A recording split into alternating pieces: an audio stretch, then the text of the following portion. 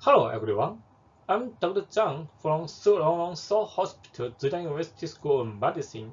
I'm very pleased to discuss with you about my project, efficacy of mobile-based CBT on lowering LDL-C in Ascvd patients, a multicenter prospective randomized controlled trial. As we all know, elevated LDL-C is an especially factor for Ascvd. However, low adherence to medications and lifestyle management has limited benefit of lowering lipid levels. CBT has been proposed as a promising solution. So our project aimed to evaluate the efficacy of a mobile-based CBT intervention in lowering LDL-C levels in Ascvd patients. So what is the cognitive behavioral therapy, CBT? So CBT is one psychological treatment method that emphasizes improving self-efficacy based on a combination of cognitive and behavioral approaches, which will benefit the patients in clinical outcomes.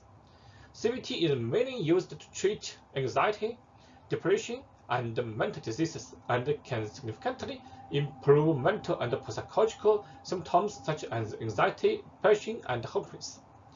Now, CBT programs are now gradually being promoted and used to encourage proactive self-management of various chronic health conditions.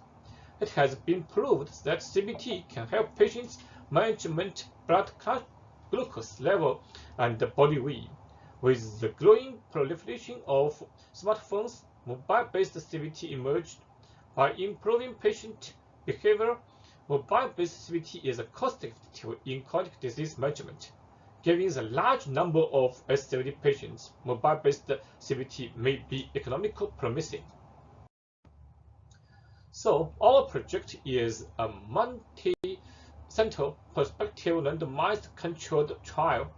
The total trial enrolled 300 Ascvd patients who were randomized assigned into the mobile-based CBT intervention group and the control group in a ratio of 1:1. The intervention group received CBT for Ascvd lifestyle intervention delivered by WeChat mini app CBT Ascvd. The control group only received routine health education during each follow-up. Linear regression and logistic regression analysis were used to determine the effect of mobile-based CBT intervention on LDL-C, TG, CRP, GSES, QL index, and LDL-C up to standard rate. As in the right chart, we can see our control group and the CBT group each enrolled 150 patients, and at the follow-up of first and third and sixth months, only 2 patients dropped out from control group and the CBT group. This is the mini app user interface. The intervention group received CBT for Ascvd lifestyle intervention delivered by WeChat mini app CBT Ascvd. The app is developed by Hangzhou Kunming Health Consulting Company. The design of the current randomized control trial was shown in this figure. CBT schedule was delivered into an intense intervention period about 1 to 2 months and a regular intervention period about 3 to 6 months. Compared to the regular intervention period, the intense intervention period has more frequent CBT interactions. The contents were designed and reviewed by cardiologists and psychiatrists from Salient Hospital University. Routine care was delivered to both control group and CBT group.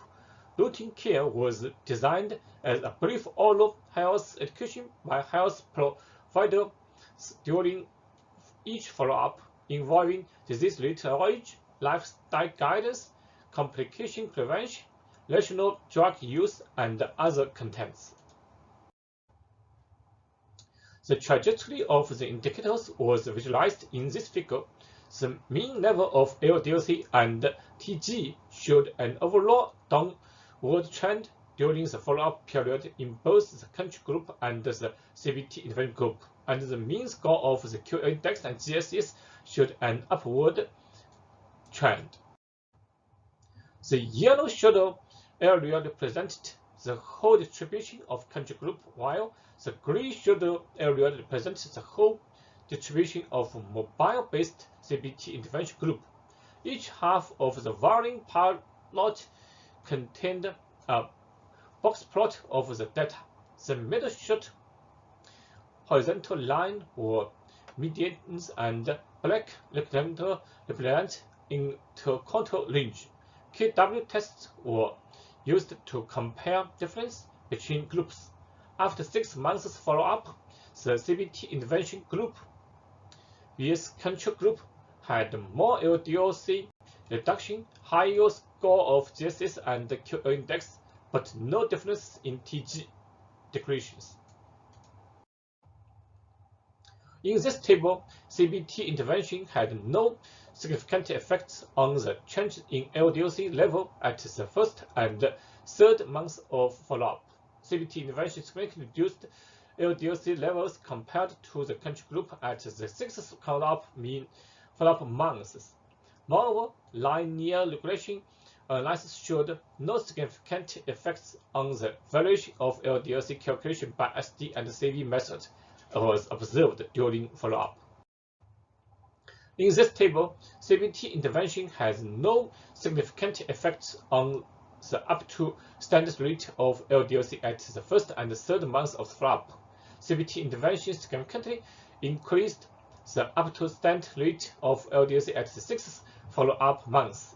After adjusted the baseline up to standard rate of LDL-C, CBT intervention remained moderately increased the up to standard rates.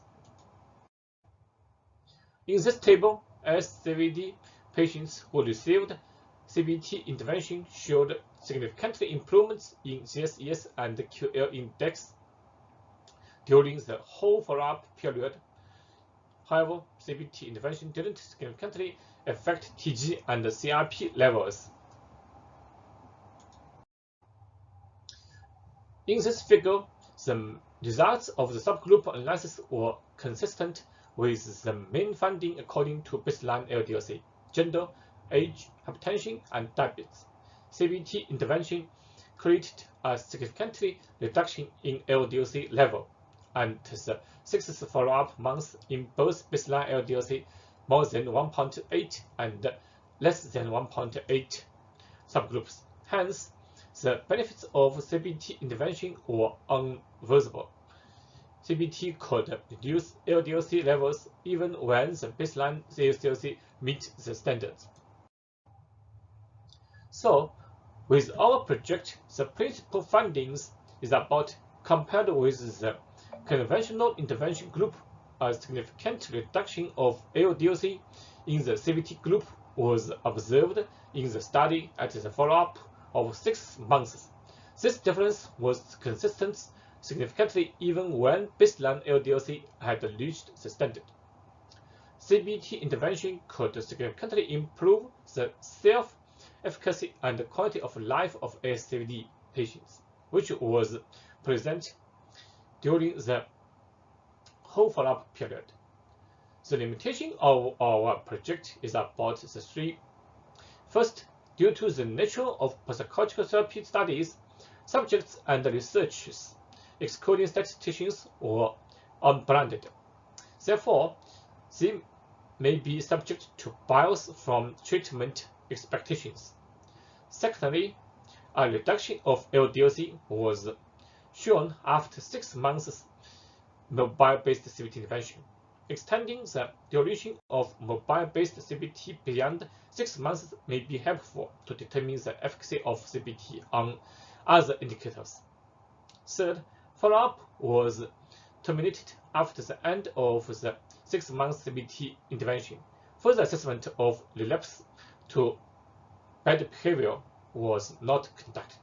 So our conclusion of the project is, in Ascvd patient, mobile-based CBT is effective in reducing LDL-C levels.